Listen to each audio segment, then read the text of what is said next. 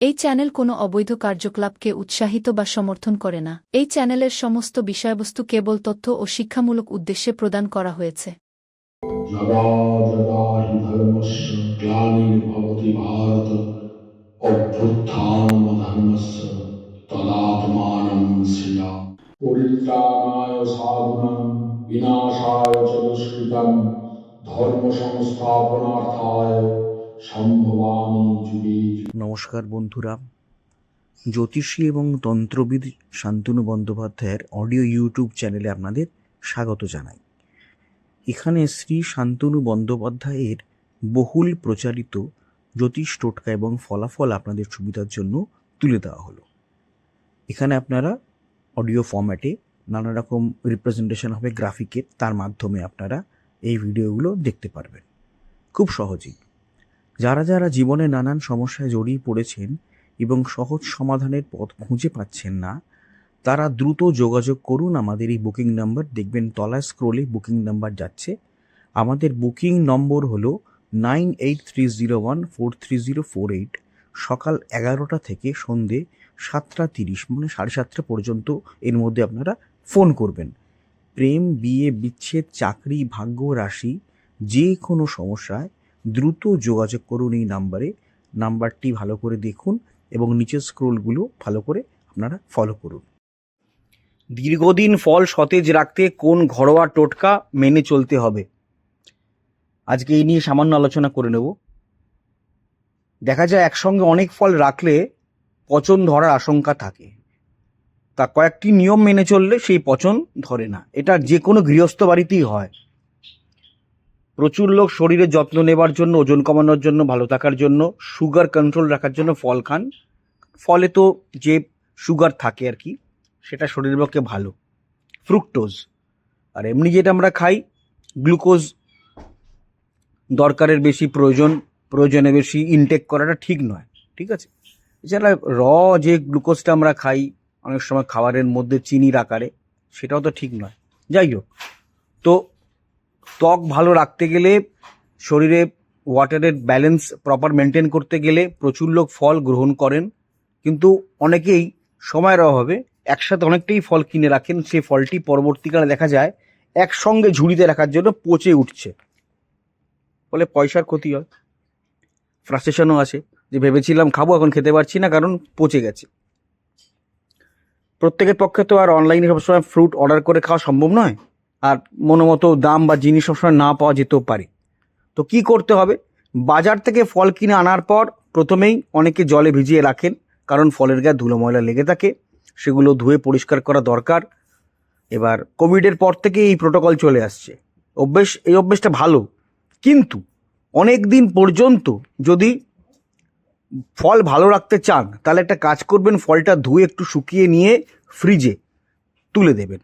শুকিয়ে নেওয়ার সময় মুছে নিলে পারেও আরও ভালো। যে যারা মুছে নেবেন, মানে যারা ফলটা একটু ধুলেন, একটু শোকালেন, তারপরে পরিষ্কার কাপড় দিয়ে মুছে নিলেন, সেক্ষেত্রে সুবিধা হচ্ছে এই যে ফলটি অনেকদিন তাজা থাকবে এবং ফ্রিজে রাখলেও বেটার হবে, বাইরে না ফেলে রাখলে। 1 নম্বর।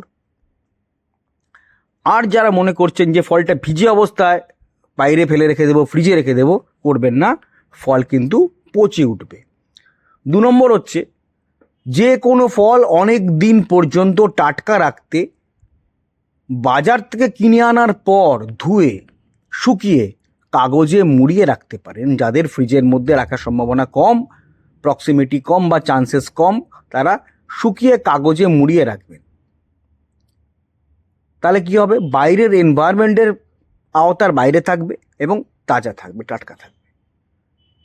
আর ফ্রিজেও আপনারা যদি সেলোফেন বা পেপারে, নর্মাল কাগজে ফল মুড়িয়ে রাখতে পারেন, তাহলেও কিন্তু ফল তাজা থাকবে। এটা বলা হচ্ছে এই কারণে, ফলের প্রচুর দাম। সত্যি বলতে কি, ফল নষ্ট হলে ফল কেনার ইন্টেন্সিটি কমে যায়। অর্থাৎ কেউ যদি অনেকটাই ফল কিনতেন এক সময়, গরমকালে দেখা যাচ্ছে যে ফল কিনছি পচে যাচ্ছে, কেনার ইচ্ছাটাই চলে যায়। তার জন্যই বললাম এই টোটকাগুলো আপনাদের কাজে লাগবে।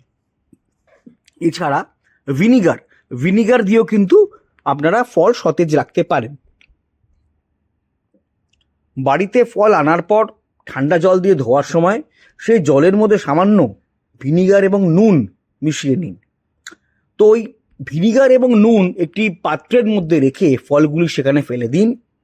জলও থাকবে সেই পাত্রের মধ্যে, জল, ভিনিগার, নুন রইল, ফল রেখে দিলেন পাত্রের মধ্যে। 8 থেকে 10 মিনিট ফলটি ভিজিয়ে রেখে দিন বা ফলগুলি ভিজিয়ে রেখে দিন। তারপরে ফলগুলি সেই বাটি থেকে বা বাকেট থেকে তুলে ভালো করে মুছে ফ্রিজে বা অন্য কোথাও তুলে রাখুন।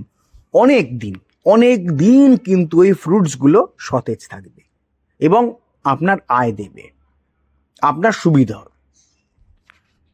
সহজ টোটকা যেটা বললাম, আপনারা মেনে চলুন, অনেকটাই সুবিধা পাবেন। কি সুবিধা পাবেন?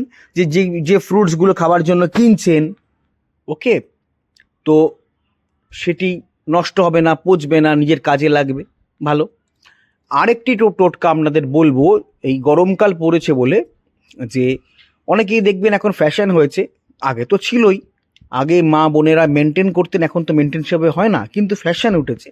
মাটির কলসি অনেকে কিনছেন এবং মাটির কলসিতে জল ভরে ঠান্ডা করে খাচ্ছেন।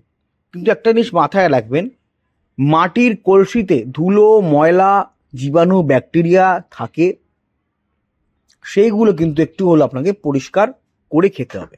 এখন আপনারা তো আর সেই মাটির কলসির মধ্যে আলট্রাভায়োলেট রে দিতে পারবেন না যে ব্যাকটেরিয়া মারার জন্য, কিন্তু পরিষ্কার করে খেলে অ্যাটলিস্ট কিছু ব্যাকটেরিয়া থাকে, তার হাত থেকে আপনারা মুক্তি পেতে পারেন। নোংরা হাতে ধরলেন মাটির কলসি, ব্যাকটেরিয়া লেগে গেল, হতেই পারে।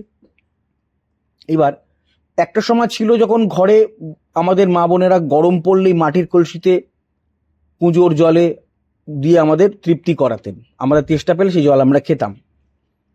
তো এখন সবাই ফ্রিজ ট্রিজ ব্যবহার করেন, কুলার অনেক কিছু ব্যবহার করেন, প্রতিটা বাড়িতেই থাকে, চিলার্স থাকে, কুলার থাকে, ইনস্টিটিউশনে চিলার্স থাকে, ফলে পুজোর জল ব্যবহার করা কিন্তু একেবারেই নেই। কিন্তু মাটির কলসির জলে খেলে একটা স্বাদ, চমৎকার স্বাদের ডিফারেন্সটা বুঝতে পারবেন। একটা স্বাভাবিক একটা ঠান্ডা ভাব, একটা এক ধরনের অদ্ভুত ধরনের গন্ধ, একটা মৃত্তিকা মধ্যে জল থাকলে যে ধরনের গন্ধ বেরোয়, সেই ধরনের একটা হালকা গন্ধ, এটা ভালো লাগে। কিন্তু একটা জিনিস আমরা বলবো, যে আপনার ঘরে যদি পুরনো কোনো কলসি থাকে অথবা নতুন কলসি যদি আপনারা কিনেও আনেন, দুই ক্ষেত্রেই আপনারা কলসি ভালো করে ব্যবহার করবেন, ভালো করে ধুয়ে আপনারা ব্যবহার করবেন, ওকে। তো মাটির পাত্রে অনেক সময় ধুলো, মাটির কণা, জীবাণু মিশে থাকে, এগুলি পরিষ্কার না করলে সেই জল সরাসরি আপনাদের শরীরে প্রবেশ করে অসুখের কিন্তু চান্সেস বাড়িয়ে দেবে। তো কি করবেন? 1 নম্বর হচ্ছে, একটি নরম হালকা ব্রাশ নিন, নারকেলের ছোবড়া নিন, ব্রাশ না পেলে ভেতরটা আলতো করে ঘষে পরিষ্কার করুন। আর যখন আপনারা এই ভেতরটা আলতো করে ঘষে পরিষ্কার করবেন, তখন গরম জল ব্যবহার করতে পারেন। গরম জল নারকেল ছোবড়া দিয়ে ভালো করে আপনাদের এই কুঁজোর ভিতরটি পরিষ্কার করে নিন।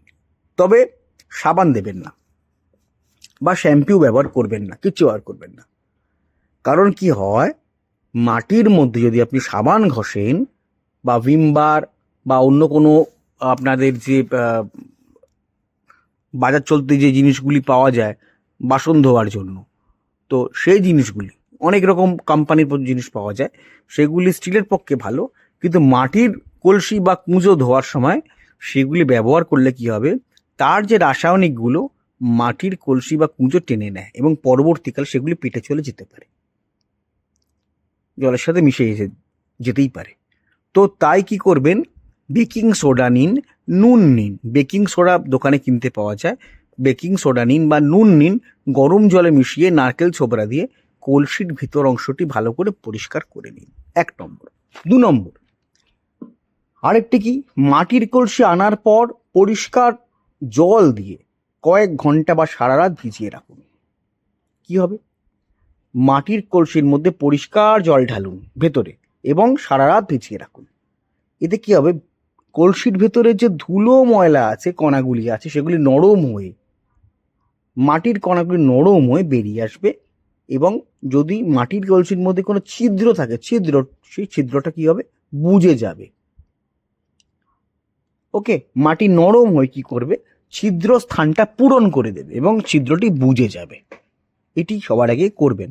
তারপরে নারকেলের ব্রাশ দিয়ে যেভাবে বললাম, অর্থাৎ বেকিং সোডা বা নুন দিয়ে ভালো করে পরিষ্কার ভেতরটা করে নেবেন, বাইরেটাও করে নেবেন। ওকে, তো শেষে কি করবেন, ভালো জল, পরিষ্কার জল নিয়ে কলসিটি ভেতরে বাইরে ভালো করে ধুয়ে নেবেন, যাতে কোনো ময়লা বা গন্ধ না থাকে।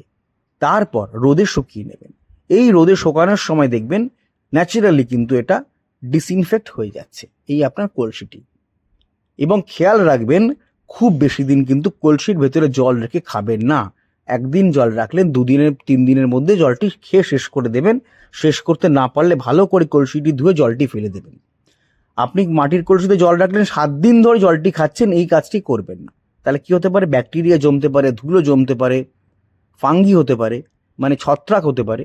এগুলি করবেন না। নিয়মিত জল পাল্টে পাল্টে আপনারা মাটির কুঁজো ব্যবহার করুন, চমৎকার ফল পাবেন, স্বাস্থ্য ভালো থাকবে। আপনারা অতি অবশ্যই কদিনের মধ্যেই চলে আসছে, অ্যামাজনে পেয়ে যাবেন শোধন দ্রব্য। আমি বলে দেবো, লিংক দিয়ে দেবো, এবং সেই শোধন দ্রব্য কিনে আপনারা যে কোনো জায়গায় থাকেন না কেন, আপনারা ওটা যদি কিনে রেখে দেন অনেকদিন চলে যাবে। যেমন অমৃতবিন্দু স্নান দ্রব্য 1 চিমটি করে, আপনারা যদি একটা ডিব্বা, এই ডিব্বাটা কেনেন, বহু দিন আপনাদের চলে যাবে। হ্যাঁ, আপনারা অতি অবশ্যই কিন্তু অ্যামাজনে গিয়ে নবগ্রহ বাথ পাউডার বলে সার্চ করলে এটা পাবেন। আর তারপর শোধন দ্রব্য আমি যখন করে দেবো, আমি বলে দেবো ইন্ডিয়া মার্টেও পাবেন, ইন্ডিয়া মার্টেও পাবেন। আমার যে আরেকটা নিজস্ব ওয়েবসাইট ananddarshan.com, সেখানেও আপনারা পাবেন। আচ্ছা, একটা কথা আপনাদের বলি, সেটা হচ্ছে অডিও ট্র্যাক।